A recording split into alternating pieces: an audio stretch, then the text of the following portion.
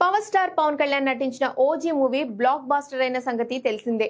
భారీ అంచనాల మధ్య సెప్టెంబర్ 25న థియేటర్లోకి వచ్చిన ఓజీ పవన్ ఫ్యాన్స్ కు ఫుల్ మీల్స్ పెట్టేసింది.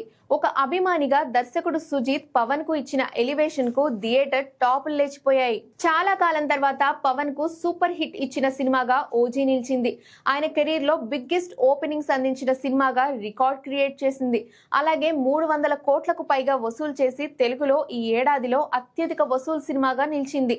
మొత్తంగా రిపీట్ మోడ్ లో ఓజీని థియేటర్ లో ఎంజాయ్ చేశారు అభిమానులు. ఇక ఓటీటీ లవర్స్ ఈ సినిమా డిజిటల్ స్ట్రీమింగ్ కోసం వెయిట్ చేస్తున్నారు. అయితే ఓజీ మూవీ నెల రోజుల్లోనే ఓటీటీలోకి స్ట్రీమింగ్ కు రాబోతున్నట్లు తెలుస్తోంది.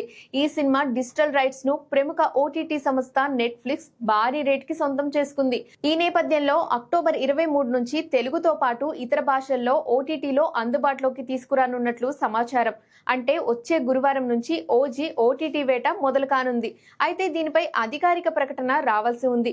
ఇక ఓటీటీ వర్షన్ లో కొన్ని అదనపు సీన్లు కూడా యాడ్ చేస్తారని తెలుస్తోంది. థియేటర్ వర్షన్ లో రన్ టైం కారణంగా నేహా శెట్టి సాంగ్ ను కొద్ది రోజులకు యాడ్ చేశారు మేకర్స్. ఇప్పుడు ఓటీటీలోనూ కొన్ని కొత్త సీన్స్ యాడ్ చేసినట్టుగా టాక్. ఇదే నిజమైతే పవన్ ఫ్యాన్స్ కు పండగేనని చెప్పాలి.